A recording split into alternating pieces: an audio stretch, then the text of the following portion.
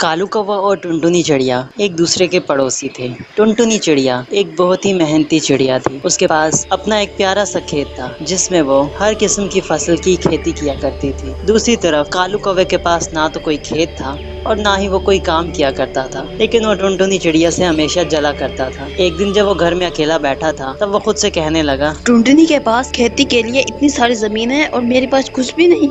मेरे पास भी कोई जमीन होनी चाहिए ताकि मैं उस पर खेती कर सकूं। वैसे टुनटुनी से वो खेत हथियाना कोई मुश्किल बात, वो तो मेरे एक पंख। अभी जाता हूँ और उससे वो सारे खेत छीन के आता हूँ। इतना कहकर कालू कौवा टुनटुनी चिड़िया के पास गया। उस वक्त टुनटुनी चिड़िया अपने खेत में ही खड़ी थी। जब टुनटुनी ने उसे देखा तो उसे कहने लगी, कालू भैया आप यहाँ, आपको कोई काम था क्या? काम वाम को छोड़ और ये बता, ये खेत तूने कहाँ से लिए हैं? क्या मतलब कालू भैया, ये मेरा खेत है, पर आप ऐसा क्यों पूछ रहे हैं? मैं ये इसलिए पूछ रहा था कि ये तेरा खेत नहीं है बल्कि ये मेरे परदादा का खेत है। क्या कह रहे हैं आप कालू भैया? ये आपके परदादा का खेत कैसे हो सकता है? ये तो मेरा खेत है। कोई सबूत है तेरे पास कि ये तेरा खेत? आपके पास भी तो कोई सबूत नहीं है कि ये आपके परदादा का खेत है। ओह अच्छा, तो तू अब मुझसे सबूत मांगेगी? तुझे नहीं पता है मेरे परदादा का खेत? मेरे परदादा ने इसे खरीदा था और तेरे परदादा ने मेरे परदादा को मार के ये खेत ले लिया था।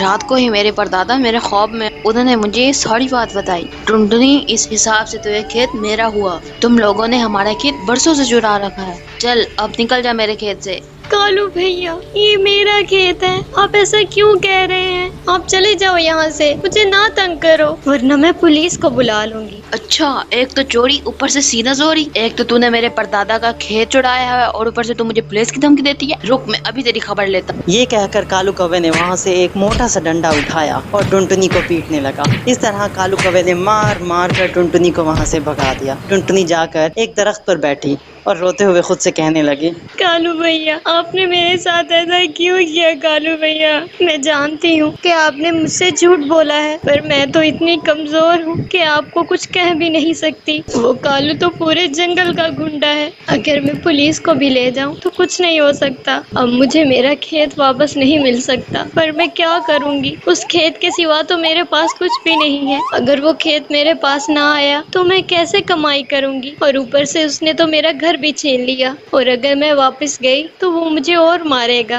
अब मैं क्या करूं? ऐसा कहकर टुनटुनी रोने लगी। वो नहीं जानती थी कि अब क्या किया जाए, क्योंकि वो जानती थी कि कालू कौवा इस जंगल का बहुत बड़ा गुंडा है। पुलिस भी उसके सामने कुछ नहीं कर सकती थी। टुनटुनी बेचारी मजबूर थी, आखिर वो क्या करती। अचानक उसे एक आवाज आई, रो मत प्यारी चिड़िया, चिड़िया।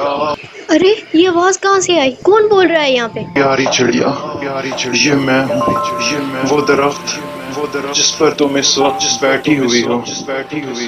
टुनटुनी चिड़िया नीचे आई। उसने देखा कि सच में वो दरख्त ही उससे बात कर रहा था। उसने दरख्त से पूछा, पर आप बोल कैसे सकते हैं?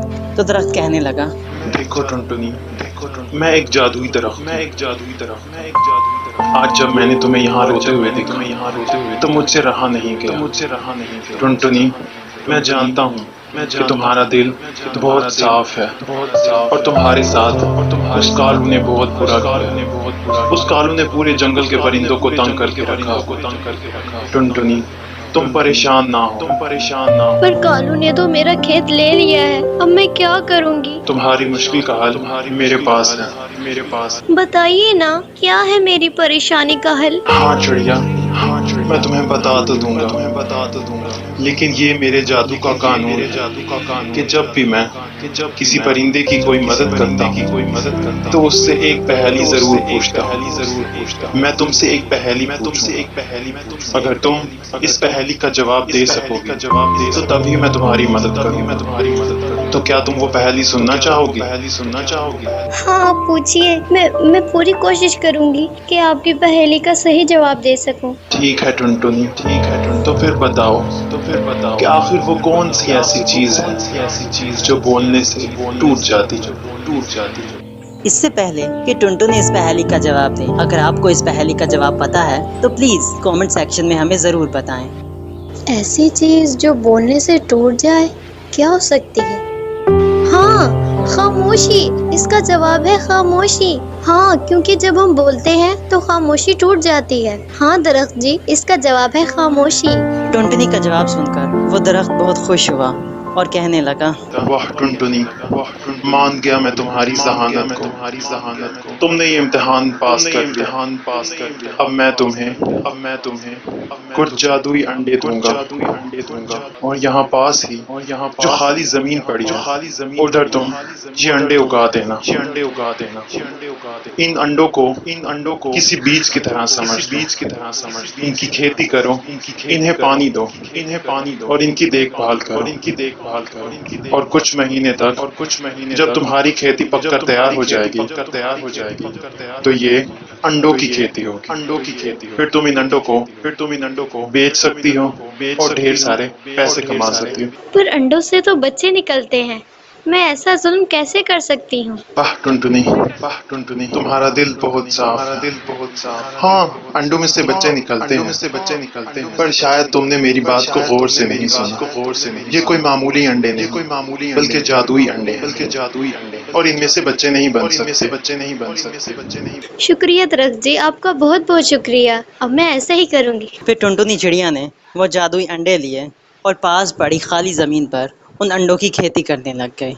इस तरह कुछ दिनों बाद ही उसकी फसल पककर तैयार हो गई। अरे वाह, मेरी खेती तो आज पककर तैयार हो गई। ये सब दरख्त जी की वजह से हुआ है। अगर वो वक्त पे मेरी मदद ना करते तो आज मेरे पास कुछ ना होता। आज मुझे ये यकीन आ गया है कि दरख्त और पौधे ही हमारे सच्चे दोस्त होते हैं। हमें उनकी हिफाजत करनी चाहिए। एक दिन वही कालू कौवा वहाँ से जा रहा था। उसने जब टुनटुनी चिड़िया को वहाँ अंडों की खेती के साथ देखा तो वो कहने लगा, अरे ये टुनटुनी ये कब बाज आएगी? एक खेत से इसे निकाला तो इसने दूसरा खेत बना लिया, और ये क्या, ये तो अंडों का खेत लगता